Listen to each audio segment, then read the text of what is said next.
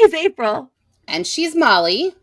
And we are the Book Besties. Bunted a pigeon up another woman's skirt. First and foremost, F you. And then we went and got gelato. I would be in the Princess Posse. And there's literally hooks to hold on to stuff everywhere on that place.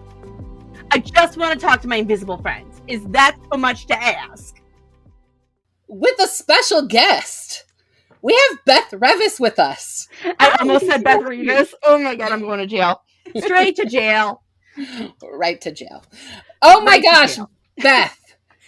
Oh my gosh. Thank you so much for coming on here. Thank you for having me. I have been ecstatic to have you come on this podcast. In December last year, I read the first two books in this trilogy that we're going to talk about, this series we're going to talk about. And I read them because I was like, oh, these are kind of short sci-fi. I love a good short sci-fi. I was trying to hit 100 books. I don't know why. My goal was 50. I was close to 100. So I was like, I might as well. And I texted Molly as I was reading the first one. I was like, this is like fucking Firefly, Molly. You need to read this. And she was now like, I have done my own thing because of it. So, you know, it worked out great. Honestly, so, Beth, thank you. I had so much fun tabbing and taking notes. Like there's literally sticky notes with handwritten notes in there. I legitimately think you have more notes than I do. Well, which is awesome and amazing, and I am kind of a nerd. I'm kind of a nerd. It. But it was so therapeutic for me because I was texting Molly and telling her like I have missed like really annotating books. Like I love it, and it's like the English teacher in me. And so I really enjoy doing that. But I actually got the ARC for the audiobook for Last Chance to Save the World on NetGalley. I was one of the ones that got that, and so I did listen to that. That was the only one I listened to, but I also did read the physical copy. I like it. Your narrators are good. Yeah, your audiobook narrators are solid. Like I'm obsessed. I can't listen to the audio of my own book, so I'm so glad to hear this. Straight to jail. Really? Straight to jail. Match what's in my brain. Oh, that's fair. Yeah. So I can do it for anybody else, but like when it's my own book, I'm like, wait, that sounds differently from how it was in my brain, and I lived with it for so long. Yeah. No, I love an audiobook. Molly and I are big audiobook readers. Like we love it. And then Molly sent me a present. Because I had ordered from the one bookshop you do all the assigned books with, and they sent me extra flyers and bookmarks. So I was like, you know who else needs these? April. Yes. So April. If you're watching online, like that print is freaking gorgeous. And then a really cool rocket bookmark. No. This was my favorite of the flyers. This was in there, and this is it looks like a old like a library thing. I don't know. April, what's the word? Like the thing in the library book. Checkout card. Thank you. And I had no idea what she was talking about. And you're the one that speaks Molly. And no, I don't. As proven by the text message I was talking to you about before Beth came on. I don't speak Molly. Can I get to my point, April? Yes. Sure. Anyways, this flyer that came with Beth's books, it is literally all of her novels on one checkout card. Oh, no. Isn't that neat? And it talks about the genres, but I only got one of these, so it's mine, bitch. That's okay. This was your first book, right? Across the Universe? Yes, Across the Universe was my first one. And I read this when it first came out. I was still teaching English then, and I had a copy of this in my classroom. And it was on the Florida where I was teaching had like a teen reads group that the kids could vote on their favorite books of the year. And this was a teen reads choice in Florida that year it came out. So that was actually why I had read it, because I read all of them because I like to recommend them to my students. But so it didn't even connect to me that it was the same author, because for some reason, I still have a hard time, like, when authors go from YA to adult. I'm like, but they're a YA author. Oh, but they're an adult author. And, I mean, there are so many authors that do that. Like, I don't know why it's a struggle for me, but it didn't even connect the dots. And then I was like, oh, shit, that's who she is. I knew the name. Yeah. So, so we're going to actually talk about your whole Chaotic Orbits trilogy. This is it. These books. I cannot tell you. These covers are gorgeous, too. So thank you. I love them. I love the way they start off with like they're looking different directions and then they're slowly turning. Mm-hmm. It's so freaking cute though. Like just and I just like looking at them. And I feel like just like looking at them. The first time that I was looking at the cover, so this is the first one, Full Speed to a Crash Landing. The first time that I looked at this cover, this is what I saw. I saw these two characters and I saw the title, which, by the way, this sort of reminds me of like a Star Wars like scroll. That's at the Nathan Fillion's face, though. That is David Fillion. Right there. That is Nathan Fillion. That is Nathan Fillion's face right Nathan Fillion right there. There's no way that's not him. That is his nose. Right. Like, that is really his fucking nose. And the chin. Yes. And so when I was looking at this again, like, you can actually see the crash landing down there. And that's not where your eye goes first. And it's the same thing with the other two. Like, there's the museum and How to Steal a Galaxy. And then here is Strom Towers. In Last Chance to Save the World, and I just thought there's just such a brilliance to that. And there's her little spaceship is up here. Glory's in Glory is like a little tiny spaceship in all of the covers. I love it. She's so cute. Oh, there she is. I didn't notice Glory was on all the covers. Glory's on all of them. Look around. Am I just noticing? So, if it's okay, I'm going to read your bio, and then we'd love it if you would tell us a bit about your series. But let's do the bio first. So, Beth Revis is a New York Times bestselling author with books available in more than 20 languages, which is fucking awesome. Beth writes science fiction, fantasy, and contemporary novels. A native of North Carolina, Beth lives in rural North Carolina with her son and husband. I guess I should have asked this beforehand, but are we okay with the cursing in this episode? I was guessing by I didn't even ask. I just say words. I literally just say words and hope for the best. I mean, you've read the book. I know. I loved where in your acknowledgments you crossed out the last fuck to your mom. She's so furious about these books. And then the funny thing is my son, he only just turned 10. He's not read any of my books yet. And he picked up that one because it's one of the short ones. Yeah. And I was like, well, mommy's not always good in these books. They're a little sexy, these ones. Well, I mean, even the word like stupid is like a cuss word to him. Like somebody says stupid, he's like, Mom, somebody cussed. And I'm like, all right, sweet summer child. Bro, you need to calm down. And now he just thinks that all of my books are just full of cuss words and forbidden things. And I'm like, okay. I mean, my whole life is full of cuss words and forbidden full things. Of satanic things. It's like, Mom says those words, but I won't never do that. Oh, my sweet summer child. Whereas my oldest will say, damn. And I'll be like, buddy, why are you cursing? He's like, that's a cuss word? I'm like, dude. I have different sets of rules in my house. My girls are older. We cuss at home, but hey, they're teenagers. They're gonna do it anyways. Why lie about it? Totally are. You know what I mean? Why are we gonna lie about it? I know you're using it. We try to de-taboo the idea of cuss words. And so he's before he said like, all right, I'm so mad. I need to say a cuss word. I'm like, okay, buddy, you can. And he just like blinks at me. And then he freaks out. He's like, I can't think of any. And he just runs away. I'm a big fan of the word fuck because you can literally use it for every part of speech. Like you can literally use it as every part of speech. Mm-hmm. When Big's girls were like elementary age, middle, like early middle, like that, we did a free get out of jail free swear word, like pass. Never used it. Yeah, I think because they just need to know. They just need to know that they can, right? That they don't. If it's taboo, then. I mean, my husband's literally a sailor. It would be hard to. Hey, we've been through this. Coasties. I don't like the word sailor. He does, though. What? Coast Guardsmen, or sailor are all terms for active Coast Guard. I don't like the term sailor. I've never. Well, you might not, but I spent our whole engagement calling him sexy sailor. So. Oh, you know what? Nope, that's the lying. We've been best friends for like 10 plus years, and for some reason we both tweak out whenever the other gets like talking about intimate things with the other person's partner.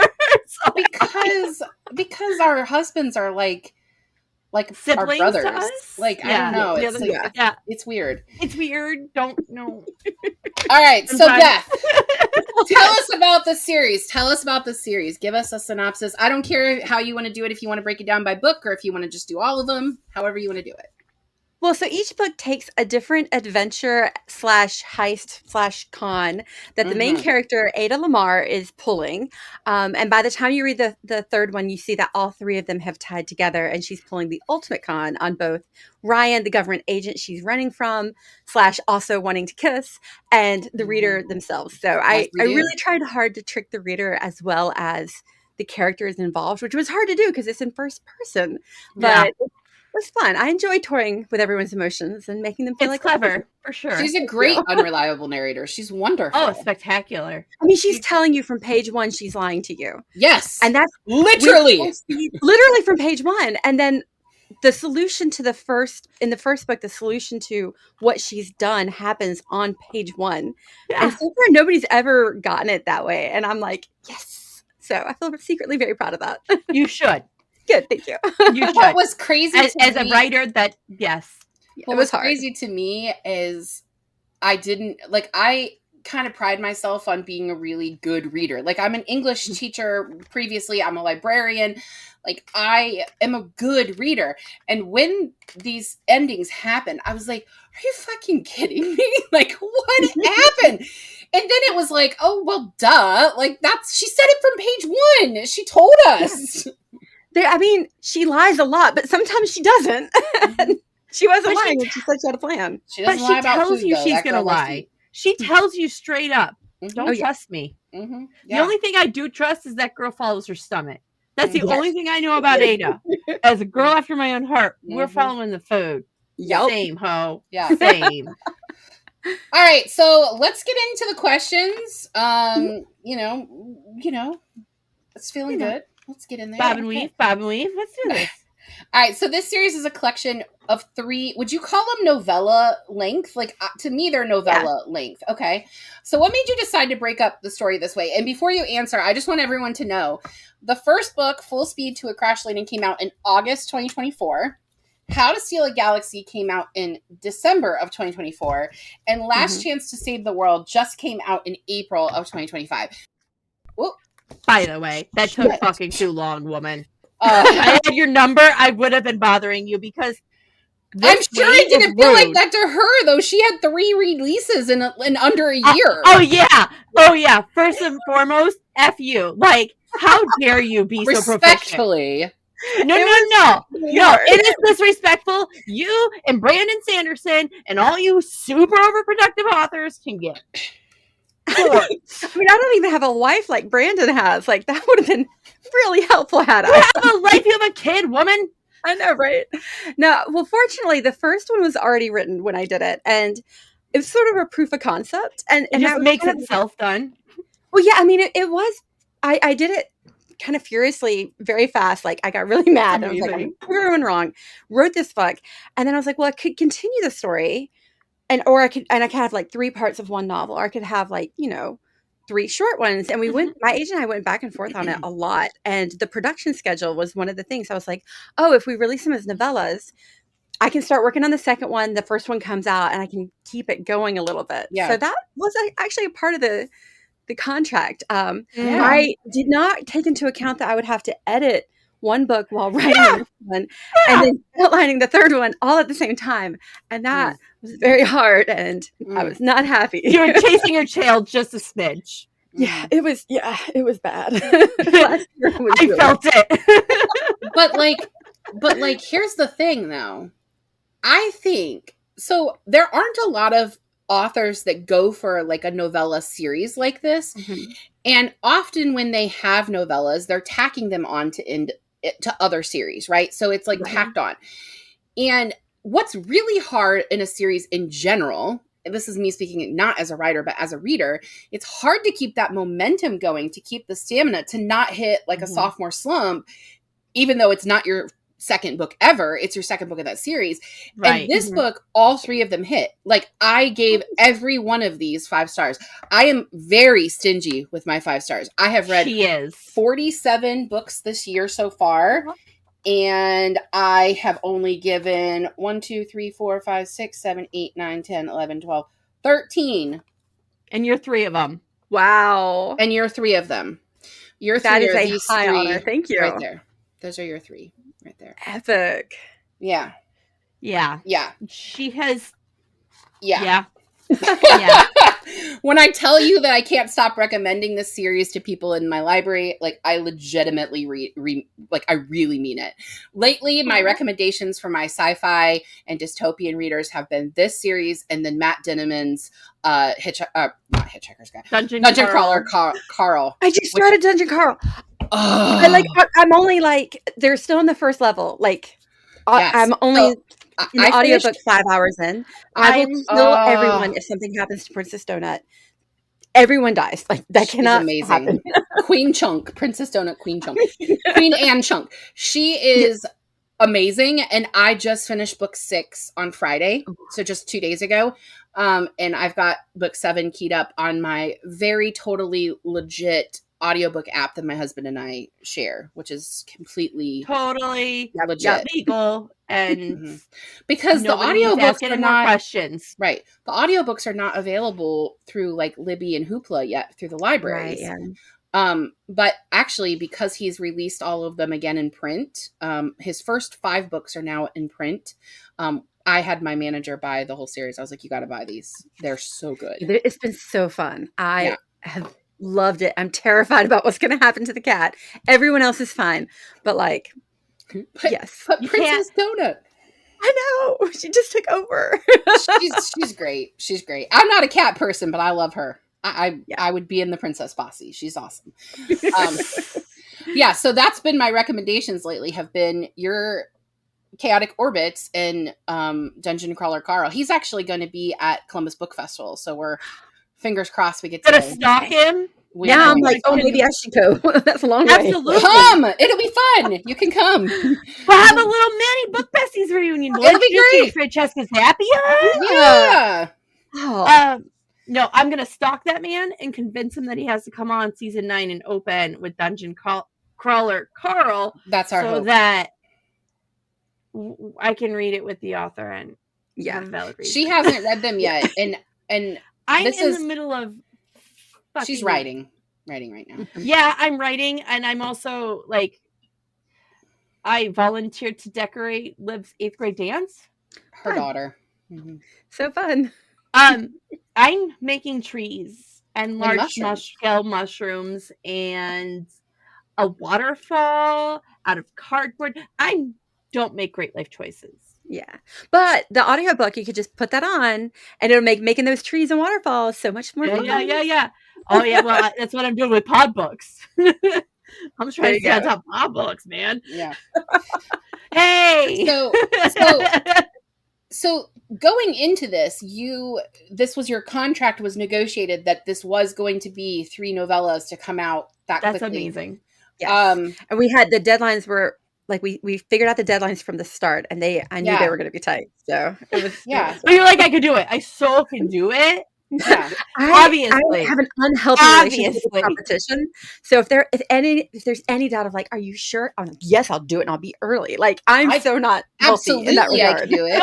Don't you tell me what I can and can't do. It's literally the first one is dedicated to spite because of that.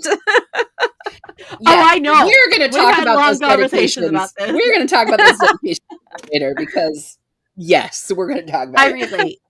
I relate on a cellular level as a writer. So Full Speed for Crash Landing begins with Ada Lamar placing a distress or mayday call out because her ship hull has been breached and she is almost out of oxygen.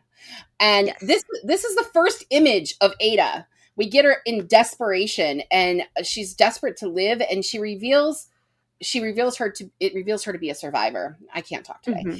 How would you describe Ada as her writer? Like, how do you describe her? She definitely is very much a survivor, and she's somebody who knows from experience that you have to do what you have to do to survive. Like, there's a couple of different levels of survival. Like, if I were to go back to Firefly, I would refer to the episode of when the bad mob guy is torturing Mal, and he's like, you have to hold the guy over the edge of the volcano's mouth. And as an English teacher, because I also used to be an English teacher, I thought that was a real philosopher for so long, and I had to try to track it down. I was like, this must be really obscure. And then I was like, wait, Joss just made that up. Fucking Joss, of course he did. Come on, Joss. But yeah, so that Ada knows what she's like on the edge of the volcano. Like, she's been there before. Mm-hmm. She knows what that's like, and that changes somebody fundamentally. Like, if you get to that point where you are that desperate and you are just trying to survive, that changes your whole outlook forever. Yeah. But she takes some snark and sass.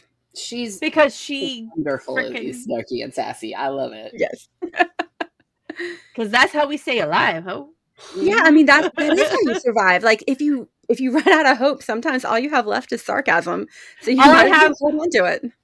My childhood has provided me a lot of things. Childhood has provided me a lot of things. Sarcasm, snark, and humor's number one. Yep. All right, so this story takes place in what I'm assuming is significantly in the future, but what year do you actually envision this being? So I actually tied this to the Across the Universe world. Okay. It's very subtle. It happens in the second book where it's really tied. When in the second book, they're at basically the Met Gala in space. And one of the museum exhibits is of Skye Martin, who is Amy Martin and Elder's daughter. And she was the one who kind of expanded the space communication. So I would put it like a couple hundred years after Across the Universe, which was a couple hundred years after us. Okay. Nice. I was assuming it was the future and it wasn't, in a galaxy far, far away a long, long time ago. But, No, definitely still our world. We just really fucked it up.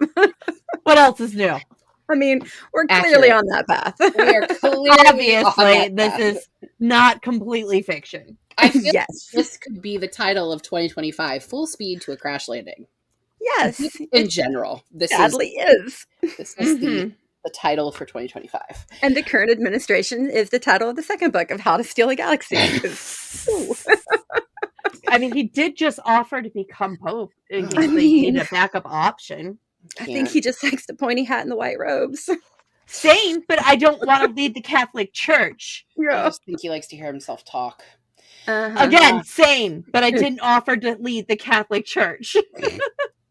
All right, so Ada is a refugee on the Halifax, which is the ship that Ryan is on. And the crew consists of Captain Eo, First, Saraswati, Magnuson, and Nandina. Did I say them all right? Yep, close enough. Well, good. We got it. Do you envision this crew as a crew for hire, or are they a true government crew? And will there be a spinoff series for this crew? I was surprised at how many people were very concerned about this crew, because I knew from the start, I was like, she's never going to stay here with them. Like, this is so temporary. And I forgot that you guys aren't in my head with me. And I was like, we don't live there. Forming ties, guys. I mean, if you have space for rent, I'm in. But I mean, I don't know. It's kind of a weird space. There is a chance that will write more. I have the next 3 fully formed in my head, and there is a chance that I can have at least 1 or 2 of those characters show up again. Hold up. So this isn't just going to be a trilogy. There are going to be 3 more? Look, I can't make any promises because nothing else has been bought. So a lot of times it depends on the market and if there's demand for it. But I do have the next 3 fully formed in my head. If they don't, they're going to be, but if they don't, can I still have them? Because I need to live in this world a little bit longer. I will loosely say they're based on a Prison Break. Yes! That's going to be awesome. Right? Wouldn't it be so much fun? Oh my God. It's obviously in space. Obviously. Everything's better in space. Yeah. Duh. I mean, we had a whole discussion one season about sex in space. And astronauts had actually done it in space and they were just lying about it. And then I found an article, an interview with an astronaut who had gone to space with her husband and specifically said, we did not have sex in space because this is our workplace. And I was like, lame.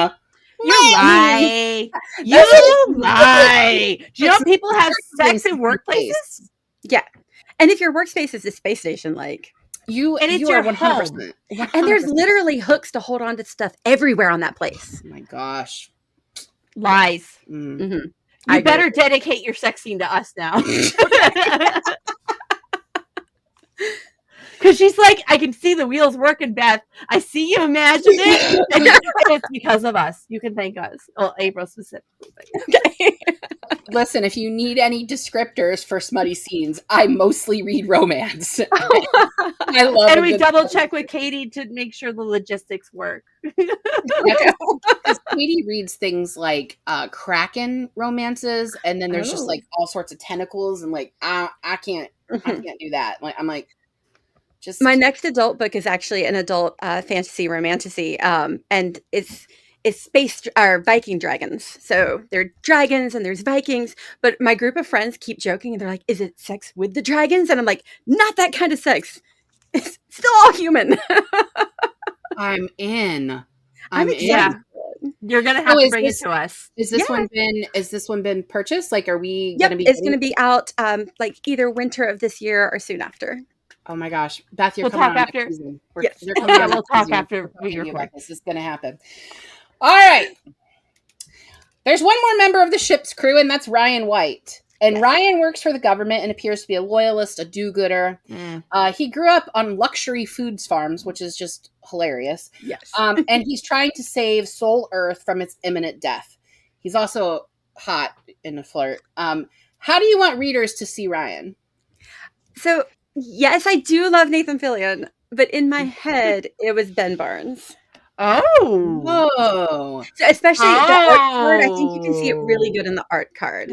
Oh, yeah. Okay. Yeah, I see that now. I see it. I see it now. I can see that. Because he was really bad, in not the Six of Crows, the Netflix that was based on that. Shadow and Bone. He was like a bad guy, but like he couldn't Prince Caspian, and he was a good guy. I couldn't stop picturing for some reason Joey King as her. Like just young and small and petite and a little sassy. And like I know it's not, I don't think she's supposed to be white, but like I couldn't stop picturing Joey King for some reason as the character. The one I pictured was Zendaya. Yeah. Oh yeah. And now that you know that when you look at the art print, you'll be like, oh, that's Zendaya and Ben Barnes. Yeah. It was very That makes sense. Sense. Yeah. I have a crush on him. So, as does, 98% of the world. Right. I love a good anyone with a heartbeat. Right.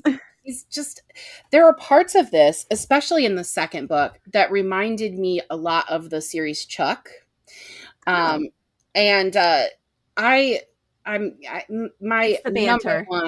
number one celebrity crush is Zachary Levi, for his appearance, not necessarily for the words that come out of his mouth, but that the spy cat and mouse thing, it just felt like very Chuck-like to me in parts, and so I pretty much always cast him as the book boyfriend. Like every guy. Katie, our friend Katie, always tells me, April, not every book boyfriend can be Zachary Levi. I'm like, it can in my head, right there. That's the power of reading, baby. Yeah, he's way too old to be Ryan, but all right, so I want to talk about the names here. Okay. So am I correct in assuming that Ada Lamar is named after Ada Lovelace and Hedy Lamarr, both women scientists? Both very beautiful women scientists. Yes, very much so. Yes. A lot of people don't know about Hedy, but I will put an article below so you can learn more about her, because she was an actress, but she was also a scientist, and she's basically the reason that we have Wi-Fi. Like, she was able to enhance it a lot, and also did a lot of work with World War II and cracking the. She didn't crack the code. She worked on some of the processes that helped crack the Enigma. Yeah, exactly. So additionally, there's a conservation political group that's named Jane Irwin. Is this Jane Goodall and Steve Irwin? It sure is. Yes! I knew it. Coming out. Okay, I knew that one. My first reading, I didn't get it. That was all I did. I was like, but the second reading, I was like, that is, and you know what really prompted it? This is sad. Jane Goodall, I could get that. But Robert Irwin's new commercial where he's like with the snake. I know, like, no, he's still baby in my head. He's a baby! No, don't do that. And he's going to be on Dancing with the Stars now. That's not going to help. Yeah, that's definitely not going to help. I've never actually watched I love Dancing with the Stars. We watch it with the girls. But he could be my child. Like, I'm old enough to be his mother. Yeah. But, he was holding a snake, and it was so good. I love his TikToks, and he's like, little snake buddy, what are you doing in my boots? And I'm like, that is a massive snake. What are you doing? He like gets down and he's like talking to a black woman, and he's like, crikey, little guy, what are you doing here? And you're like, so good as you try to kill me. It's like, why are you here? You need to be outside. I'm like, no, you need to be squashed the spot. I love he has a few that he's done where he like literally drives a golf cart around, or was it a golf cart or I don't know. He drives around and like no, he collects food just off the trees at the zoo and makes himself a meal. Like it's amazing like what they have at the zoo that's just like growing naturally. So instead of like buying the food the animals need, they are getting it naturally. Like they've planted. Yeah. That's his mom, though. She's like a huge eco warrior and that kind of stuff. Like, well, I mean, that whole family is right, but like that was like all her. When Steve wanted to buy the zoo, he was talking about all this money, and she's like, "We have this land, Steven." Yeah, like literally, like that's every dynamic in a family. It doesn't matter if you're like one of the most famous people in the world. Your wife's still gonna go, but Steven. You're true. I caught the Jane Goodall thing just because I hyperfixated on her from 4th grade till 8th grade. So that math added up for me real quick. How do you come up with these breadcrumbs? Like, what is this process like for you? It's usually just me really sitting here thinking like, oh, it'd be really cool if I did this. Maybe 3 people are going to notice it, and that'll be fun. That is, it's completely like random. Half the time I'll put an Easter egg in and forget that it was there. Mm-hmm. And I'm like, oh yeah, I did do that. But like, I just look around for random things. I hope you don't do that with real Easter eggs. Your house might smell. No, yeah. Although we did recently have an Easter egg hunt. And fortunately, they're plastic eggs, but we're missing like 3 still. I have no idea where they were. Don't worry, the dog will find it soon. You're like, get that out of your mouth. Get it out of your mouth. That's chocolate in there. That's why Dosey always says that you have to have a map for the Easter egg hunt. That is for organized people. That is not me. I am a Kirk. I have a map. It's not good. Mm-hmm. All right, just a line map.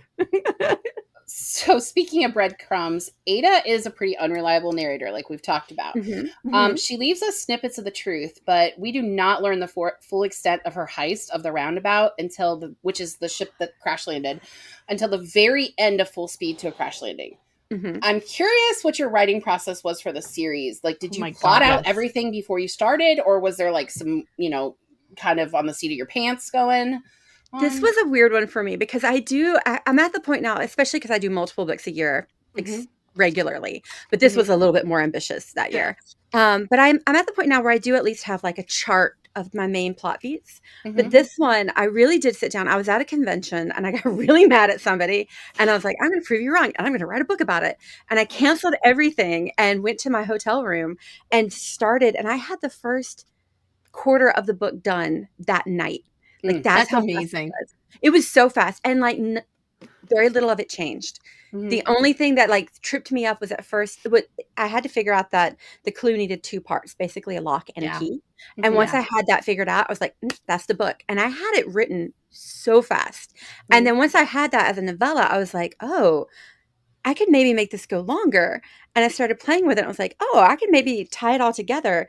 But the first book was completely seat of my pants.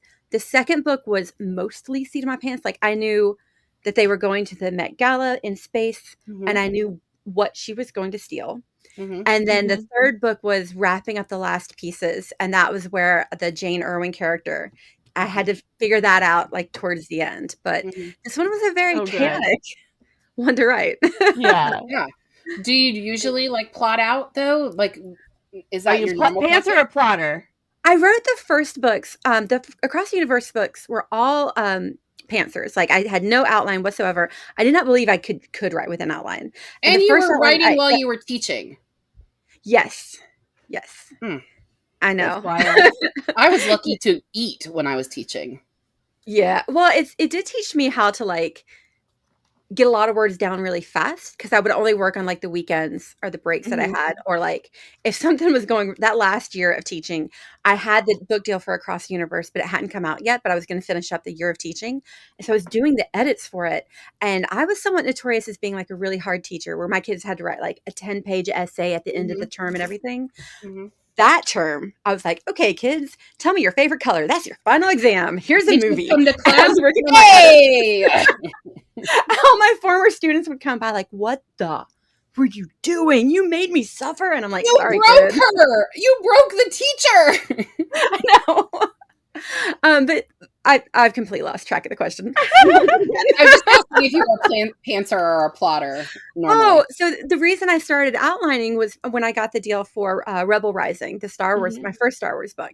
And when you work with Star Wars, they want an outline. Yeah. I am not going to tell Star Wars no on anything. So as soon as I heard that I was going to get the deal and heard about it, they're like, that's amazing, by the way. And then you're going to do the outline, right? And I was like, yes, I am. And I was frantically trying to figure out how to outline.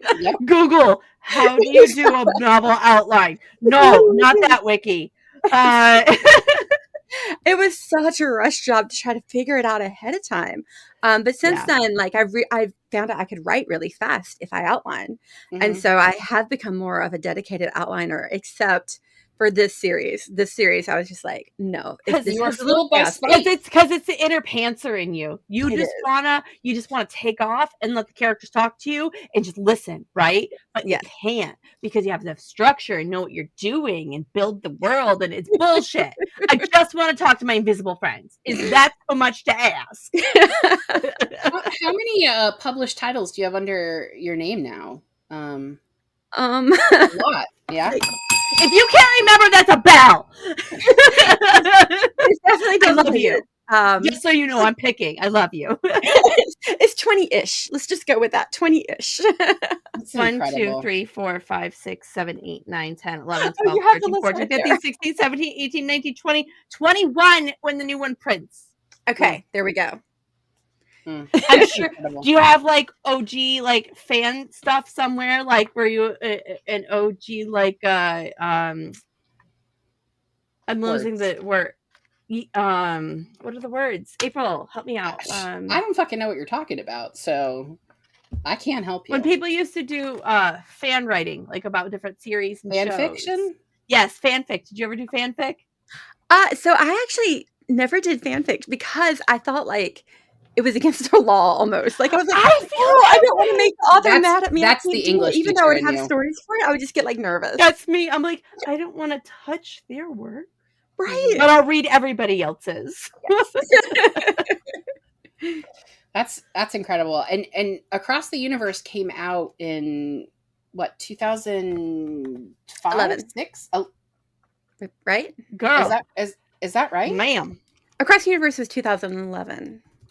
Yeah. Oh, man. Dang. That's not a lot of time. That's not a lot of time to get 20 motherfucking books. I'm sorry. When do you sleep? I'm happy for you. Not much. I drink a lot of coffee.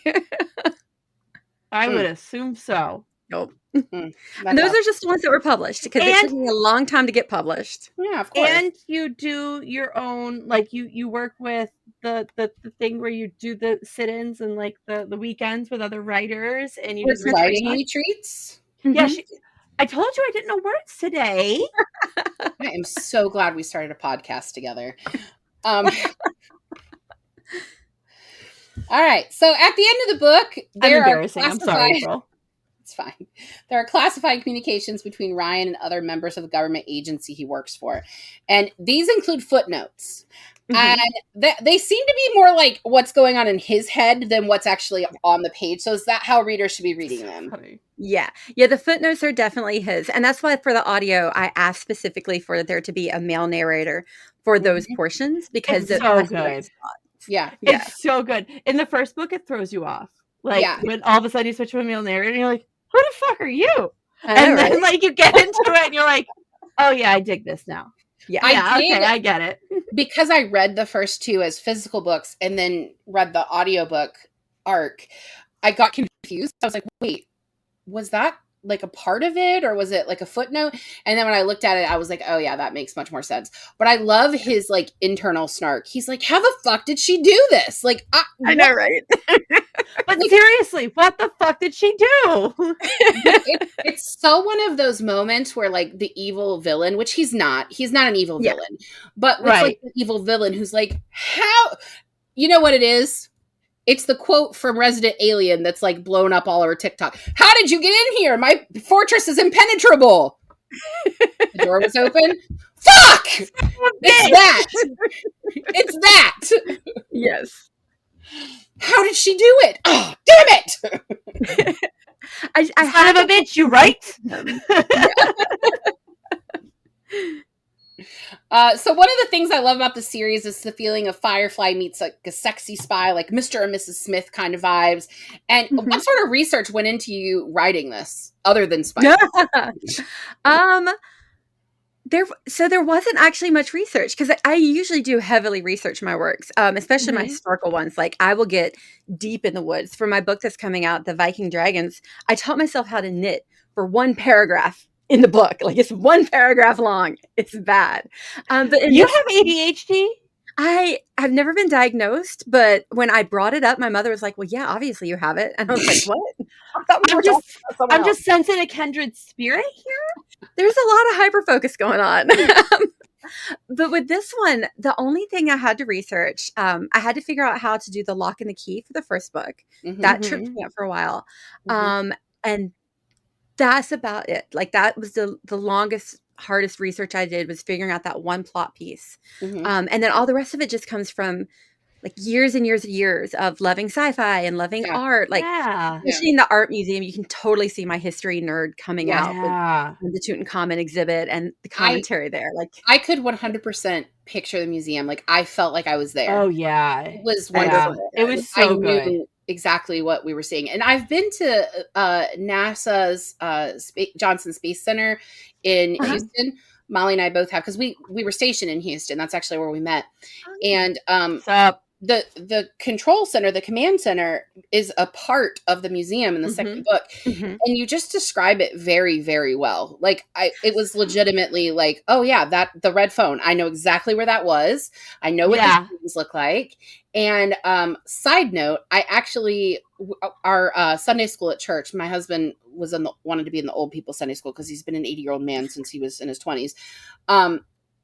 One of the men in our class, he was actually in the room. He was a part of the original. Oh, wow. Like, yeah. And so he was like, oh yeah, I can take you guys behind the scenes. Who do you want to meet? And I was like, what? That's awesome. I actually did the behind the scenes tour, and I have a photograph of me picking up the red phone and like faking like I was like, like that on the phone. But yeah, I got to do the behind the scenes tour, and it was amazing, and I loved it so much that I knew I had to include it. Yeah, it's awesome. And you describe it like exactly what it looks like. I mean, it's perfect. Exactly. It is. It's so good. I think that's my Sorry, go ahead. I think the second book is my favorite out of the three, just because of how she is there. You know what I mean? Yeah, she's very in control.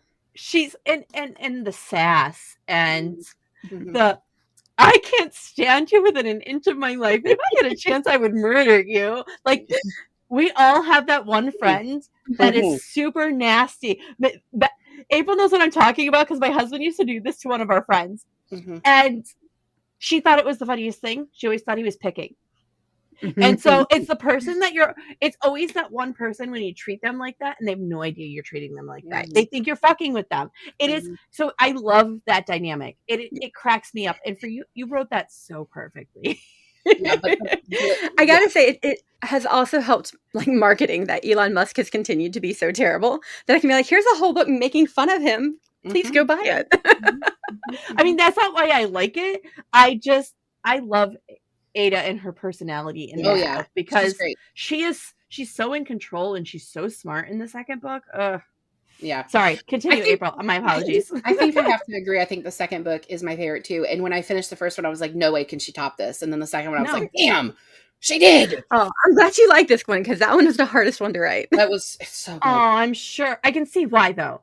I can see why. There's a lot of moving parts. There's in a that book. lot of moving parts and characters. You also have tech you have to figure out. You have the like you have to figure out your movements and as a writer, tied it to your original series, so you've got that going too. And figuring out like where people are moving without having a map as you write is very difficult. Yes.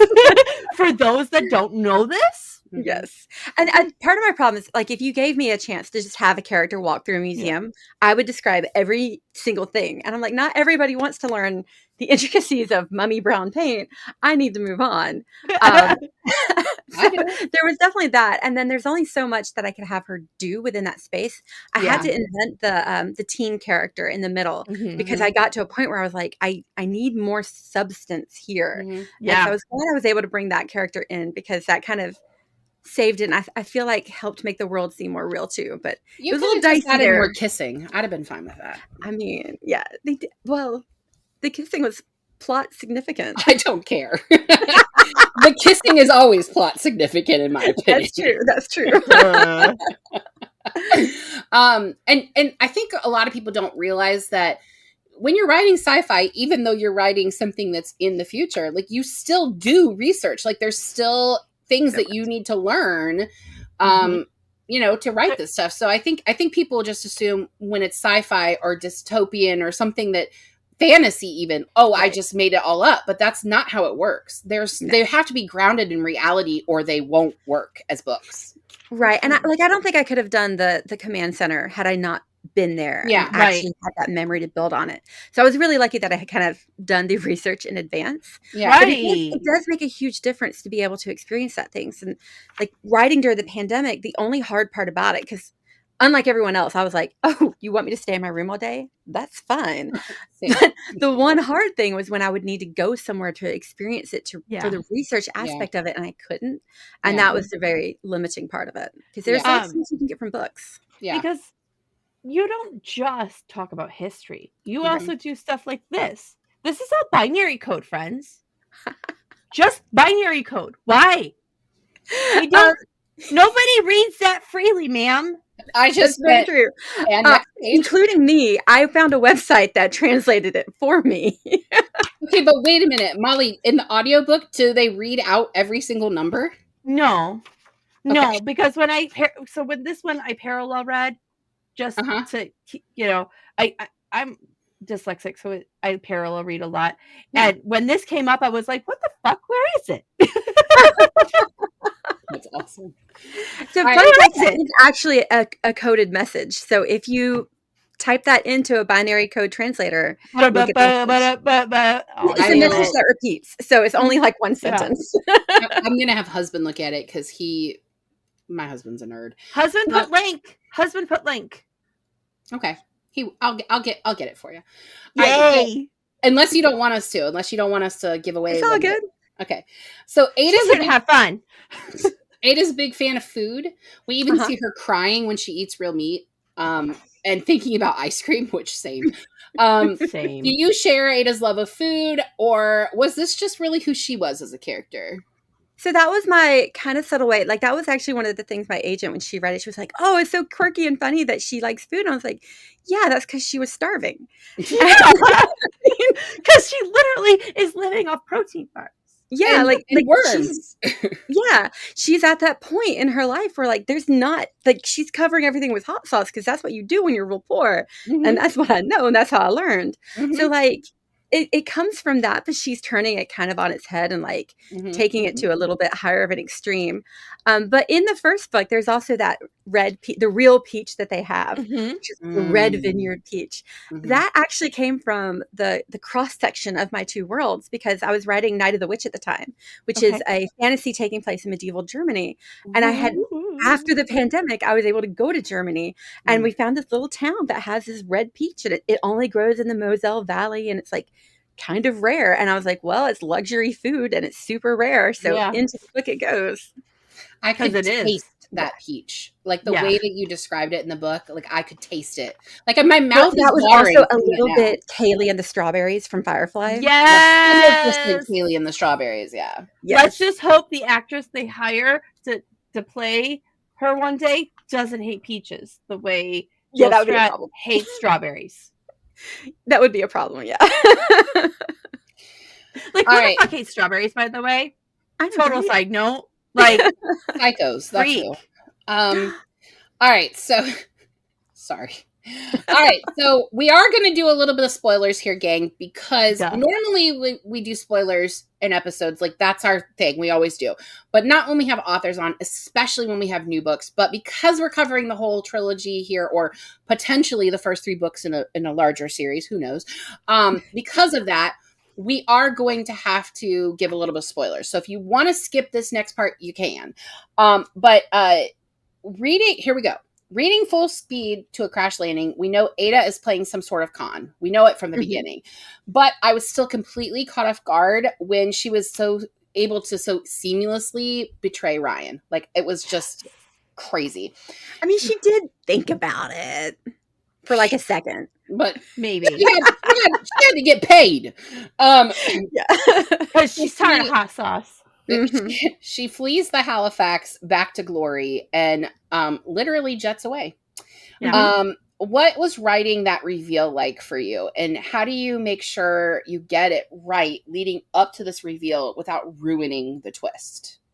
Yeah, so for me, it was that moment where she had to think about it, where there's a scene very near the peach where she's like, this could be my life. And she has to visualize it. And she takes a moment and she's like, oh, these could be my friends. This could be my home. And really cement that and then still make the other choice. And so that was, for me, that was the big turning point for her, because she could have stopped there. Yeah. Everything would have been different and she would have been fine. Like, nothing bad would have come of it. Like, she just wouldn't have been paid by the client, but she could have had a new life in that other regard. So for me, it was really having her have that moment where she could have a different life and she chooses something else. Yeah. A simpler life. And right? She could stay away from the complications. She chooses not to. Well, and I mean, she says in the second book, if they would have paid her more, she may have done it. Like, she may have. Like, it really, you're right. For her, it's about what will get me food, the next meal, what will get me survival. Because she kind of stays outside of the like conservation groups. Like, she's not a part of them. She's really like a spy for hire kind of thing. Like, she's seen from the inside that those groups, like, that's not the way to have a steady life. That's why she was starving. Right. It's because if you're going to do that kind of thing, you're sacrificing everything, and she didn't want to sacrifice everything. Yeah. All right, so let's move on to How to Steal a Galaxy. This is book 2 in the series. All right, we've already kind of talked about some of it anyway, but all right, this book is mostly set around the Museum of Intergalactic History, which is like the Met Gala in space. Ada is hired to steal something from the museum during a very fancy gala. What inspired this setting? And I already told you, it reminded me of Chuck, but what inspired this setting? Met Gala? I think at the time I was just like, it needs to be some sort of a heist. Like, I sort of had it figured out. The first book was going to be a con. The second book would be a heist. And then the third one would be like an escape. And so I was like, I need a heist. And if I was going to do a heist, I started watching like Ocean's 11, Crown Affair, and like my favorite heist. And a lot of them revolve around like museums or art or something very elaborate like that. And I did know from the start what she was going to steal. So in order to sort of put that together, I was like, I need something with a lot of red herrings. Right. And if it's at the Met Gala, there's going to be pretty dresses and gowns and pretentious people floating around. So her dress is the only reason I want this made into film. It would be so cool. Your writing is spectacular. I love you, Beth. Your brain is brilliant. I want to hang out. I want to pick your brain. There's a lot of things, but I need to see that dress in real life. The dress is awesome. I would love to see it as well. I'm a green girl through and through. Sea silk sounds like something Molly needs in her life. It sounds like. So, what was the movie? There was a movie that came out. It's going to drive me crazy. It had just come out, and it was about men during World War II. I'll try to come up with it and tell you. Yeah, it's okay. Anyway, I sort of based the dress off of one of the dresses there, which is completely not helpful at all. So it's okay. I get it. If anybody on this pod understands, it's me. Yeah. I kind of had the opposite reaction to Molly. Not that I wouldn't love to see this in a movie or a TV show, series, or whatever, but the description of that dress made me feel like the description Suzanne Collins has of Katniss's dress in Catching Fire, and just how like impossible that felt like it would be to recreate. Yeah. Like the words that you give make it sound so beautiful, but how do you make that? Do you know what I mean? Yeah. Like, how do you make the set dresser to figure out? That's not your problem. Yeah. Keep it on the paper. That wins. If I can have a movie made and the set dresser cusses me a lot, I will consider it an accomplishment. I love that. Oh, gosh. All right. So Ada is pretty honest with Ryan this entire book. She tells him she is there for him. Yeah. But he is so focused on watching her that he doesn't even realize it. I'm here for you, Ryan. Yeah. Yeah. It's like she, that. She's pretty damn direct. It's Grey's Anatomy when Denny came back. I'm here for you, Izzy. Like, it's that. Oh, my God. Except more realistic. This give and take is a fantastic dance. So I want to know how you went about writing that. Like, you knew. So I just made it up. Love that. But you knew from the beginning that was what was being stolen. The thing that Ada's voice is very much my own internal voice. And so because I knew from the beginning what she wanted, I leaned into it. I'm like, just like in the beginning of the first book where she tells you on page 1 what she's done and nobody believes it when they read it the first time. It's like, I'm going to tell you from the start, this is what it's going to be. And nobody's, including Ryan, is going to believe. But that's what, I think this is just me trolling everyone. And I feel like, and then you get Ryan's reactions, of course, again in the footnote at the end of this book. But I feel like had Ryan not been so captivated by her physical presence and like just who she was as a person, like if he didn't want to get with her, she's not pulling this off because he's like, what is she gonna take? What is she gonna take? What is she gonna take? She's like, I'm here for you. Nah. It's that moment where he's like, oh, maybe she likes me too. But in a way, he works the way like a magician's stagehand would as well. Like the magician is never on stage, and the magician is not the one doing the magic. Half the time, it's the assistant. Yeah. And so in terms of the creation of the book, he's my assistant, distracting you from everything that Ada is doing right in front of your face. Yeah, absolutely. Brilliant. Fucking brilliant. I love it. I love it. No, seriously. We read a lot of books. We read a lot of books. Me to give an entire trilogy 5 stars, that doesn't happen. That's what I'm saying. I honestly think off the top of my head, the only other series that all the books have gotten 5 stars has probably been The Hunger Games. I was going to say that one for you. And you know what? I don't even know that I gave Songbirds and Snakes 5 stars. That one, I don't think I did. I don't know if I've read it. You haven't. I don't know how you could understand Catching Fire without it, but whatever. All right. So we are introduced to a new character in this book, Strom Feeder. Feeder? Feeder? Feeder. Okay. I say Fetter in my head, but the audiobook says Feeder. Oh, well, see, there you go. I haven't listened to my but I kept hearing him say theater because so I thought he was saying Strom Theater. To me, it roamed. Oh my gosh. It rhymed with meters. That's why. Roam if you want to. Give her a point. There's another song. We count how many times Molly sings in an episode and in a season. It's a lot. It's a lot. We know that he is a tech trillionaire. And we don't know the full extent of his evil in the first book. We do know that he's a part of it. And we just know his name. A few weeks ago, you made an Instagram post, and I want to talk about that. So I want to know if you could tell us the deep meaning behind his name and maybe who inspired this character. Yeah. Maybe. So he's mostly inspired by Elon Musk. Shocking. I know. How could you ever guess? And the way his name came about was Fedor, or however you pronounce it, can mean something incredibly stinky, and like a musk, something very odorous. And so there was that part of it. And then the other part of his name comes from, because I'm from South. I'm from North Carolina, but like we understand South Carolina as well. And Strom Thurmond, and just a horrible politician, super duper racist, absolutely corrupt to his core. And so that was sort of my combination. And keep in mind, I wrote this before like the elections had even happened. So in my mind, I was like, dear God, please let it be Kamala, whatever. But I wrote all this before this combination of him going into the government. And so the name was a government name and, you know, a tech name. And I was like, okay, this is the evilest it can be. It's going to and then it happened in real life. And I'm not a fan of that.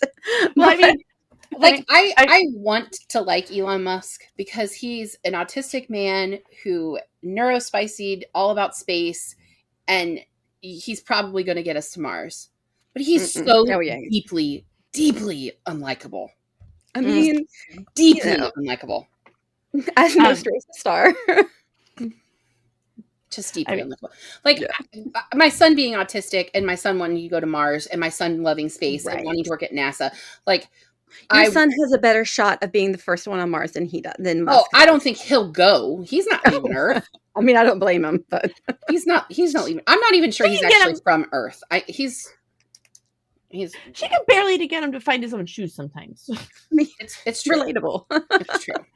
I mean, I can barely get to my kids to get their shoes on in a timely manner. So we went to try on clothes because he had to go to a dance, and he's like, "Oh, I didn't wear underwear," and I'm like, "Dude, you're trying on clothes. What are you doing?" I didn't know I was going to need underwear, and I'm like, "What the hell?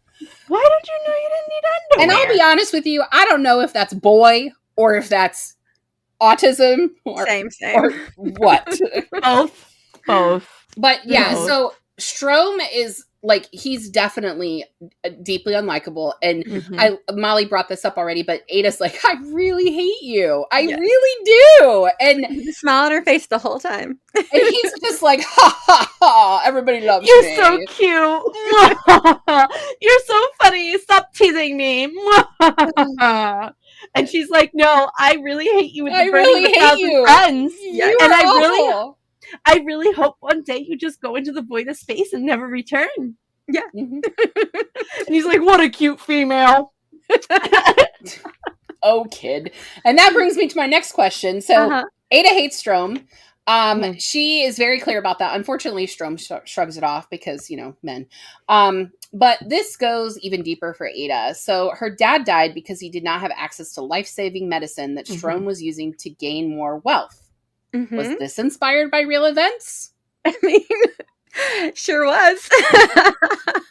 There was a couple of things involved in that one, but yeah, for sure it's based on real life. Like we had the COVID vaccination and the politicization of science, which is horrible and should never happen. Right. So we had that going on, and then also like 5 years ago, my husband had a heart transplant. And so I became deeply aware of how our medical system is horribly inefficient. So there was that going on as well. And then just, you know, you hear over and over again, the kind of care that people get depends on their income. Like it's so easy for a doctor to be like, oh, well, you got some bad issues, but I can't treat you without insurance. Yeah. And it's not their fault, but the system is horrible. And it's totally broken. We also see inequality in gender, in race when it comes to healthcare too. Like, I mean, I don't know how many times I, as a woman, have gone into a doctor and been like, hey, this is what's wrong. And he'd look at me and go, are you sure? Maybe you're a little gassy and stressed out. Lose 5 pounds and come back. Fuck you. I had an ER doctor tell my daughter once. I had an ER doctor tell my oldest, who is intensified, and one of her hyper focuses is making sure she gets her fruits, vegetables. Like, Piper is on this stuff, and he was like, maybe you need to drink more water. And Piper's like, I count every bottle of water I drink. I know how much goes into my body. You're saying that the amount, like, it doesn't change. Right. Yeah. Yeah. And I mean, you know, the news story last year of somebody killing, not that we're promoting that, but somebody killing someone who is, you know, a part of a pharmacy company. Like, it's like that. I mean, people get really, really strapped. And the healthcare is so unfair that it's at a breaking point. Oh yeah. Right. Yeah. And like, we had this conversation with James the other day for just like the most random reason. Recently that's my oldest. He's recently gotten into like asking us how much something costs. As a part of Scouts, he has to learn a budget and things. And so he had this whole conversation about like, we have two insurances. We have our main insurance, and then we have a supplemental insurance because my husband is a disabled veteran. And he was like, well, you know, how much, blah, blah, blah. And I was like, well, I'll tell you what, son, if you don't have insurance, there are times that it would actually be cheaper than having insurance because the insurance companies are controlling how things are costs in this country. Yeah. And then I was like, do you know how much it costs to take an ambulance ride? And he's like, well, it shouldn't cost anything. Like, it's an emergency. You have to go to the hospital. I was like, $500. That's with insurance. That's if you're lucky. That's if you're lucky. $500. We don't get charged for an ambulance here in Calvert, but they won't take you to any other hospital other than Calvert. And we don't go to Calvert Hospital here because the last time I had to go to the Calvert ER, they put me in a wheelchair for 5 hours and I walked out on my own volition. Yeah. Yeah. Nice, right? And we say all this knowing there are excellent healthcare workers that are fucked by the system. Our friend Katie, like, she's a nurse practitioner. We call her Nurse Katie. Like, she's a nurse practitioner in oncology, and like she will share stories. She works so fucking hard. Yeah, that girl works so fucking hard. I love her so much. I love you, Katie. You are a badass in your world. I don't know you, Katie, but I love you too. She will love that you said that. She will. She gets shit. So the thing is that someone who owns a tech company controlling something that would be life-saving. Basic human needs. It's disgusting, but it's fucking realistic. So, yeah. And I mean, when my husband was getting his heart transplant, I'll never forget the meeting. We had to have a financial meeting of like, can you afford to have the surgery that will keep you alive? Can you afford to slowly die? Like, that's a thing that people get talked to about on hospice. Oh, yeah. I'm sure Katie could give us a whole thing about how they have to talk about the financials of hospice care. Yeah. I mean, this was the thing my mom had to do when my grandmother was dying, and they found out she was sick last minute. It was insane. Yeah. So when James was born, he was in the NICU for 5 days. And he was actually one of the healthier babies in the NICU because he was full term.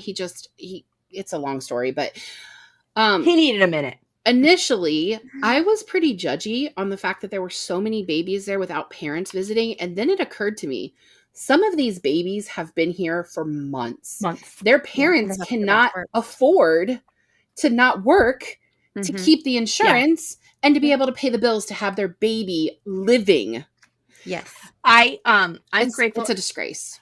I'm grateful every day that I was active duty when I had both girls because of that reason. Oh yeah. Both our kids were born when Tom was active duty too. I've shared this on pod before, but Beth is new to us. I had eclampsia and pre-eclampsia with both my girls. So not normal pregnancies, not normal hospital stays. They were NICUs. Like, it was expensive. Yeah. And I paid, thank God for the military, I paid $75 for mine and Piper's stay. $75. That was it. And then the NICU and doctor, we both tried to die. So, you know. The NICU doctor, who wasn't even actually my son's doctor because he was put in the NICU and his case was overseen by his pediatrician, the NICU doctor still had to come in and sign a paper saying, yes, that's a good course of treatment. We'll keep him in the NICU. The billing got messed up and they didn't bill our insurance. So they sent us a bill for $20,000 for him to sign saying, yes, I agree with this treatment plan. Now, to be fair, we didn't pay that because the insurance then got billed properly, but I cannot imagine. He didn't even do anything. He literally joked that my husband's heart's on a layaway plan because we're going to be paying for it until we get a new one for him later. Well, at least he's got it, though. I'm so sorry. At least he's got it, and I'm so glad he's safe and healthy right now. Oh, for sure. Yeah. But the way that the system works is just broken. so broken. It's set up for us to lose. It is. Oh, it is. And I have to say, I don't think there's any good healthcare system really in this world right now. Like there are other countries that, you know, you have a lump, you go see a cancer doctor right away. And yes, that's great. But then they're not, the care, the way the care is done isn't the same as what we have here. And it's just, there's no good answer right now. There's no winning. There's no winning. I mean, Hillary's in Ireland, and my other best friend. I met her in Texas, so life is different for her from Texas to Ireland, and that's all she complains about is the medical. Like it is difficult to get appointments. It is you're waiting longer. Yeah. All right, so off our soapbox. All right, so this is another spoilers, gang. If you don't want to know what happens at the end of book 2, skip this next part. So at the end of this book, Ryan begins acting more erratic. He's actually giggling at things that Ada's doing, which is hilarious. And he like she lost an earring, and he's like giggling. Yeah. Where'd the earring go? That's so weird. He doesn't realize until it's too late that he's actually being kidnapped. Why change the plan from Ada handing him over to Phoebe to her actually taking him? Was it just to move to the third book, or what was? Ada was never going to hand him over. Like that's her quandary. She got him. That's hers. And also, yeah, like that was her prize. She was going to hand deliver. And it's also in part because in book 3 of who Jane Irwin is, like she's going straight to the source, and Phoebe doesn't know that she can go straight to the source. She doesn't know who the source is. Completely fair. And we don't either as readers. And fucking hell, I know it wasn't that long, but I read this in December and couldn't find out the answer until last month. Ma'am. Again, ma'am. So rude. Disrespect. All right, so we're on to the next one. I know we're running long. I'm sorry about that. Are you okay? Oh, yeah. Okay, yeah. All right, cool. All right, so moving on to Last Chance to Save the World, Ada and Ryan are going to try their best to stop the intentionally corrupted nanobots that Strom has created from being released as is.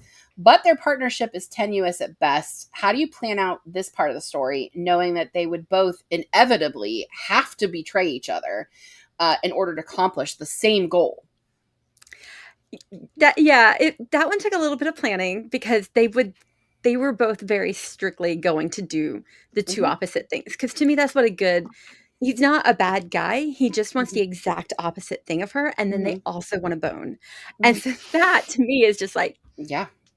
I love that in a book or a series. So that's really what I was going for with it. But yeah, there's also a little bit of the will they, won't they tension that I wanted to carry throughout, which is why even though there's only one bed on the spaceship, they don't use it. Because and they're going to argue about it the whole book, by the way. Yes. Damn it. Which I can is so perfect. Their scene. That is such a old married couple vibe, though. Like, I told you. For me, it was like the awkwardness of my husband who, like, women have, like, blatantly flirted with him in front of me, which rude. And he'll be like, she was flirting with me? Like, that's Ryan to me, where he's like, wait, I really had a shot? Like, we could have been, what? Really? The whole time? What did you say, Beth? My husband has also done that before, where he's just like, oh, that waitress was really, really nice. And I'm like, to you. To you? Yeah. Not to me. Matthew Biggs has the opposite problem with the male gender. He does. The guys be flirting with Matt. Oh, yeah. It's the ginger. I don't know what it is, but the ginger draws the men. They love him. And he's just super not observant. Last year, and he was wearing that like paisley shirt. Oh my god! Really and that, like, he looked really cute. But all the gay men at the event were like, and some of the DL husbands were flirting on him. We had to rescue him at the end. Oh, bless! Run away! And Matt just kept looking at him. He's like, "Yeah, I was in the Navy. I was a pilot." Matt's like, "Cool." Where's your wife? In this book, we meet the last piece of Ada's puzzle. Also, guys, a spoiler. This is her mom, Jane. Duh. Jane is clearly hiding all the secrets, but I want to talk about her birds. And your acknowledgments at the end of the series, you talk about the pigeon inspiration. Can you share it with our readers? Okay, so I need to start off by saying I lied because I knew people would read this, and I was like, I can't put into print how bad this was, but I am willing to put into voice.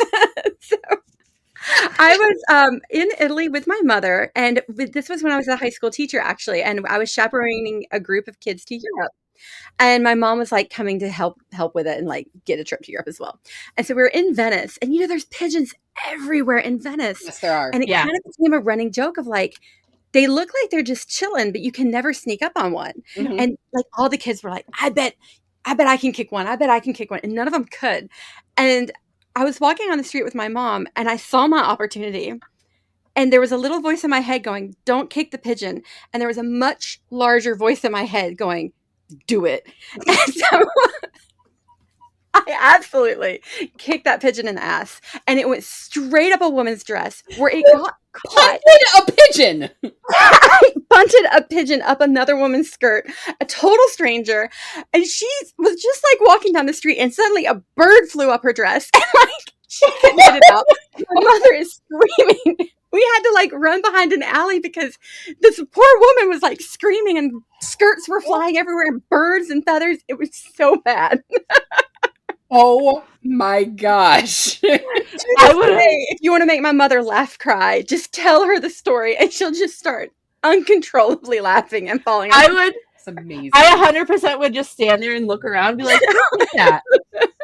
we eventually went like, oh, there was a poor woman who got attacked by a bird. Yes, that's go. What it says in the book. It says that you punted the bird. I punted it. So I'm not... In my defense, I didn't think I could, and then I did. I don't know if that's a good defense, Beth. It's not. It's a terrible defense. I'm so sorry. This is why, again, you're ADHD. That's why. It's my secret kind of longing that one day somebody will write me and be like, I read your books, and just so you know, I happened to be in Venice, and that same thing happened to me. And I could be like, I'm glad you survived. It's our one European listener, and she'd be like, son of a someone in Italy is currently like just seething with rage at me. And then we went and got gelato. That's how you conclude that, absolutely. Yeah, I mean, and the bird wasn't going any more up the skirt, so I might as well go get some ice cream. I mean, I did what I came here to do, kick a bird. I did. I was legendary, let me say. I was also the only one who successfully made contact. Just a little bit too much contact. Oh my gosh. All right. This book is a little sexier than the other two. I mean, there's no sex, but it's sexier. Ada and Ryan have a pent-up sexual energy that really, in my opinion, needed to be fucked out of them. So why did you stop with kissing? Because it makes you ask that question full of rage.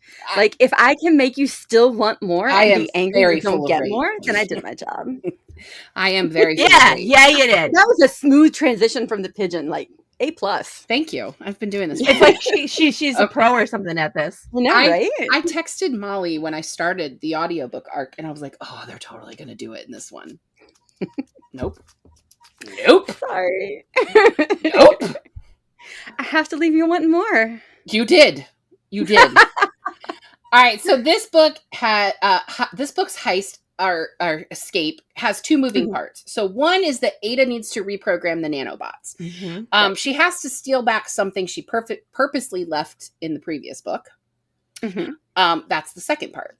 And Ryan only knows about one of those. He only knows about the nanobots. He doesn't know that she has to steal something else back. Right. So what we really saw here was an overconfident man being taken by the baddest bitch in the galaxy. Absolutely. 100%. Nice. Yes. Which is why it works so well against him. If anybody else would have figured this out. Mm-hmm. Right. He was not thinking with his brain. No. Yeah. And I mean, Ada might have mentioned things to make him think in other ways. Well, and I mean, that's where you win there by having them not hook up on the ship, because he was still running on that. Maybe it's going to happen. Maybe it's going to happen. Look at her in that dress. Maybe it's going to happen. Boy brain. Oh yeah. Like, I mean, there's definitely a couple moments even where he's starting to get close. That's when she takes her shirt off. Yeah. Yes. Exactly. Yes. Yes. And he's like, I forgot words. I've seen these. Honey pot. Exactly. I've seen these TikToks. It's a honey pot. I've seen these TikToks like several times where a woman just walks out naked. I mean, you don't see her naked, but she tells you that she's naked, and that's how she ends the fight, right? So she's completely naked, and she's like, I'm sorry, baby, just look at me. And then he looks up, and he's just totally forgotten everything that ever existed. Like, what is my name? I don't even know who I am. I feel like that's real. Like, that's what's happening here. Real. That's what's happening here. She's like, oh, loop, here's my shirt. Yep. Here's my boob. And she did not have to take off her clothes to put the sun shield on. She did it because he was starting to notice too much. Mm-hmm. Yeah. He was asking too many questions. He was getting too observant. So, like, time to take the shirt off. Yep. That's my motto. Time to take the shirt off? Yes. That's our new book Besties logo. Our tagline. Time to take the shirt off. It works every time. Tom would be very happy about that. All right, so I don't want to give away too much from this book, so I'd like to pivot to some general questions. And the reason I don't want to take away too much is because this one is just the one that just came out. So, go read the whole thing. It's totally worth it. Like I said, 5 stars for all 3 books. I don't do that. So, all right, so you use 42 several times in this book. Yes. Very intentional. Are you every time I have any character needing like a number, it's always 42 to the point where it's a little detrimental, because when I started doing like the tower, I was like, 42 towers isn't that big. Like, there's towers bigger than that right now. Like, we're just gonna hand wave it. It's still gonna be 42 stories. Fine. So Douglas there's Adams. also mahogany in every book because of the scene. Yes! When that was mahogany. Yes. Exactly. So anytime there's wood, it's mahogany. Anytime there's a number, it's 42. Also, mahogany. You're such a nerve. I love it. I love it. If you've ever seen the movie, The Emperor's New Groove. Yes. And Kronk is like, that's mahogany. Anyway, but yes. 42. So are you a fan of Hitchhiker's Guide to the Galaxy? Huge fan. I love it. It was one of the first books that I read. I was like, oh, it's a science fiction that can be not boring. It's fun. At that time, I'd read a lot of boring sci-fi. Like, I just didn't like, I never got into military sci-fi or like the really hard sci-fi where there's chapters dedicated to the engine. Don't care. Yeah. But Hitchhiker's Guide, we need relatable sci-fi. Yeah. We've read both sides of the coin for the pod. Like, we've read the more like military science fiction stuff. And there are some good ones. Yeah, but we didn't really like that. But we what was it? Star Troopers? Storm? Something. What was it called? I don't know. That book was bad. Yeah. It was also very sexist, and I really did not like that aspect of it at all. That was the Heinlein one, right? Yes. Mm-hmm. Yeah. But we've both read Hitchhiker's Guide to the Galaxy. That's my husband's favorite series. So when we were dating, he was like, "Hey, you have to read this," and that I just kept like laughing out loud, and I would stop and read him parts. He's like, this is my favorite book. Like, I know the parts. Like, I don't need you to tell me to stop being a penguin. Like, I know the book. But I'm like, I need to read it to you anyway because it's funny. It is. It's so just funny. Listen to the words.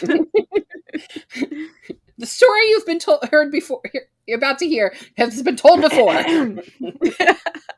Well, we're about to tell it again. But different. All right, so I know this is supposed to be a trilogy, but you do have other books, right? That's potential. Yes. Okay, we've already talked about that, so we can move on. All right, I want to talk about the dedications and the epigraphs in this book. Please. Because is it okay if I read them? Are you okay with that? Of course. All right, so in Full Speed to a Crash Landing, Book 1, the dedication. This book is dedicated to Spite, my greatest muse and motivator. The epigraph is... I laugh out loud. I couldn't read it out loud. I got you. Look, I don't have the cash to pay for a quote from Bruce Springsteen, so just put on Dancing in the Dark while you read. It's probably better that way anyway. All right, so How to Steal a Galaxy. The dedication is... Sorry, I got to get there. Dedicated to desperation, a true soul killer that almost did win. Beth. Almost. I survived, and now I'm going to make it everyone's problem. And the epigraph And by the way, this is one of my favorite poems, so I was happy to hear this in here. But in lieu of an actual epigraph, go to your local independent bookstore or library, find a copy of Dreamwork by Mary Oliver, turn to the poem Wild Geese, and read the first line of that poem. Would you like to tell everybody what that line is? The first line of that poem is, "You do not have to be good." You do not have to be good. Yes. That poem is about death, but that's okay. Just the first line. We're just talking about the first line. All right, book 3, the dedication. This book is dedicated to that absolute asshole Hope. Yes. The epigraph's my favorite part. May I? Yes. This epigraph of this book is ineffable and obviously unquotable. Attitude of a Canadian geese. Yes. Quack. Yeah, more of a honk. All right, so how did these come to be? Tell us about this. So the first one being dedicated to Spite was very literal, because I was at that convention and somebody, like, as women, you have definitely experienced this before, where somebody, a man, is going to come up to you and try to tell you about all the things you've done wrong and all the things you could do better, even though I'm the one with 20 books published and he's the one who's aspiring and was trying to get advice from me. So like, through it all. Ballsy. I mean, came to you for advice, then shat on you? The confidence of a mediocre white man. It was so strong in him. It was basically like, you wrote Star Wars, but you couldn't write your own sci-fi. And I was like, well, I started with Across the Universe. And he was like, yeah, but you couldn't make it like funny and adult. And like, he listed out all these things. And in my head, like, I'm smiling because I was, a guest at the convention. And I couldn't punch him in the face. So I was just like, I would have. That's why you hire Molly. And immediately, as soon as that signing was over, I went back to my hotel room. I canceled plans with my friends. I was like, I have to write a book to prove a stranger wrong. And that's where the book came from. Beth, I will fight strangers for you the rest of your life now. I mean. And then that's what you get when Molly comes along.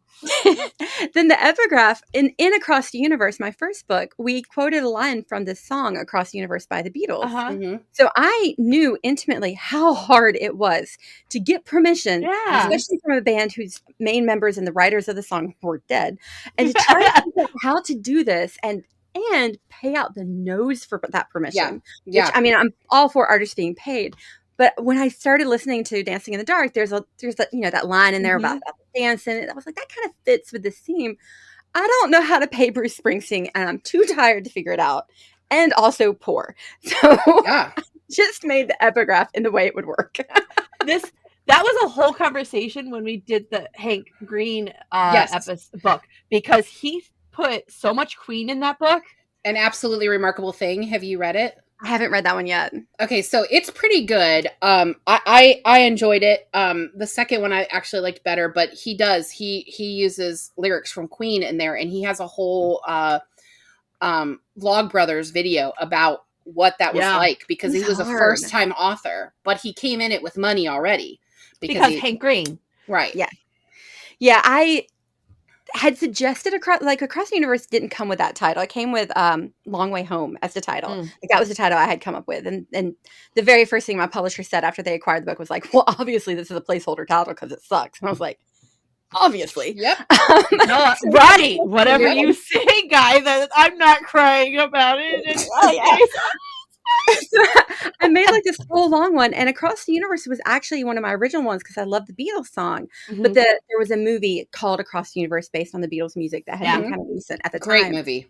I didn't think it was going to fly, and then they're like, "Yeah, we can use that as long as we have a quote." And I was like, "Okay, we can get the quote and quote the song. That's fine." And I did not know what I was getting into. It's a lot, and it's not. It doesn't even have to be that much of it. Like, just even that little percentage. And songs are so short that even a line is a significant percentage. Yeah. And if it is the law says if it is recognizable, you that is the basis of the line. If they recognize it as this, you owe them that. You know? Although you may have gotten Mary Oliver's poem, because I'm pretty sure that's public domain. You could have maybe. It's not. It's not? No, I was going to do that one legit. I was going to do it like the real stuff. And then I'd researched it enough to figure out how to contact the estate to get permission. And like, I think there's like a way, like, I don't think they would have charged nearly as much as the Beatles charged. Well, of course not. Which was owned by Apple Music. But anyway, like, Mary Oliver was of course Apple Music owns it. Right. But I started the process, and then like that one poem and like one other of them are in like a separate category where you have to contact somebody else. And at that point, my brain just went, no. Because if we're going to go with the same format, this is a lot of work for one line of a poem. Done. I tried like literally the first step, and then I gave up. So, yeah. But there was a step, and I took the first one. There's more important things to use your time on. I was like, we already have this, format of being witty about it. We'll just keep up with that, and then I don't have to do this stuff. It's so brilliant, and I feel like it actually is, like, I know it's you, like your personality, but it's also Ada's personality. Yes. Like, it's very much something that she would do. I will go with that. It definitely sets the tone. Oh, yeah. For this novel. Like, we're just borrowing because that's the life we're in right now. Yeah. Well, that's all I have. Twilight question. Oh, yes. Sorry. We have to ask our authors this. First of all, have you read the series Twilight? I have read the first book. Okay, well, that's probably fine. Did you watch the movies? Probably the culture watched behind it. Like one, and then I've seen the clips on TikTok. Okay. You know the lore. I know the lore. You don't actually have to be a Twilight fan to answer this question, but anyway, we're gonna ask you this question. Do vampires have sperm? Yes, but can they access it? No. Oh. Because they don't have any blood. Exactly. One thing. Like, I don't care if you go in the Caribbean Sea and it's warm water. That's not how that works, Stephanie. That's not how any of this works, by the way. I don't know much science, but I know that much. Well, and sperm doesn't live that long. Like, it has a 3-day life cycle. Like, it's not... Yeah. So we had another author who said he can have some, but I just don't think he's getting any of it out. I was going to say, are you going to tell her Emma Barry's answer? Because our friend Emma Barry said he had one left in the chamber. Bless his heart. And that one was spent on Renesmee. Awful. Good choices. Yep. Good choices all around. So, hey, thank you, Beth. Yes, this was seriously. amazing. It was amazing. When so you have a release date for the next one, and a name and like stuff, we want you to come back next season. You are 100% welcome. Don't feel like you have to. Like, if you're like, no, these bitches are dumb, I'm not hanging out with them again. That's fine. I'm so tired of talking the crazy girl. You guys already have the exclusive on the bird news, so that's an in-depth. You heard it here first. Exclusive book Besties. Beth hunted a pigeon. Author Beth Revis. Legacy. Hunted a pigeon. I don't know why I told myself I can't put this in print, but I can sure talk about it on a podcast. Don't worry, it's just going on the internet. For no one will ever know. It'll be fine. It's our secret. All right. Well, so Beth, if you don't mind hanging out for a second, I'm just going to tell people what we're going to do next week, if that's all right. And I have it down here. Hang on. I'm hiding that book. All right. So next week we are going to be reading Last Night at the Telegraph Club. And this book is by Melinda Lowe. And this has actually been on mine and Molly's TBR for a while. So really excited to do this. It's a library copy, support local libraries. And this was supposed to be our first Pride month book, but we are going to have Hazel Gaynor on, and we try to get her as close to her release as possible. So we're going to do our first Pride month book in May. And why not? It doesn't matter. Read queer books all the time. Pride primer. It's a Pride primer, guys. I just knocked everything off my desk. That was fantastic. That's okay. All right, so we're going to do this one, and then we will... gosh, Molly, we only have 4 episodes left this season. How?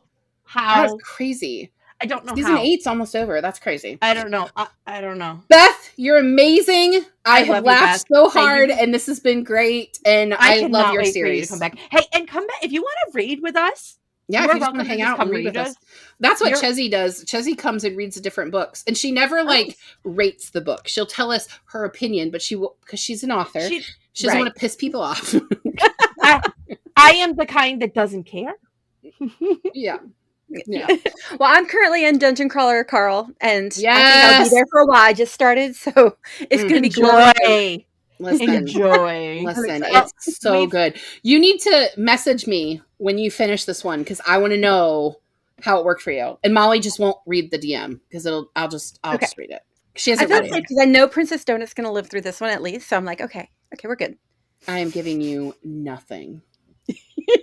I already looked at the spoilers. The cat's fine so far. I gave book 6 5 stars. That's the first one I actually gave 5 stars to. That book was freaking damn. It's really good. Get a little scared.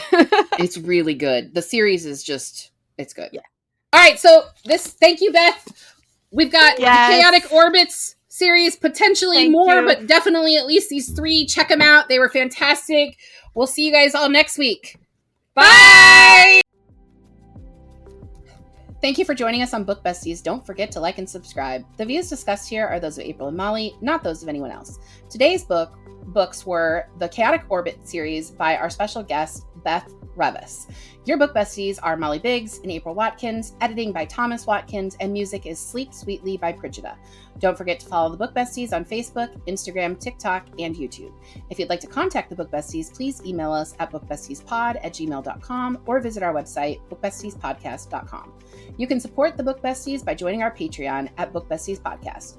Until next time, besties, get lost in your favorite book.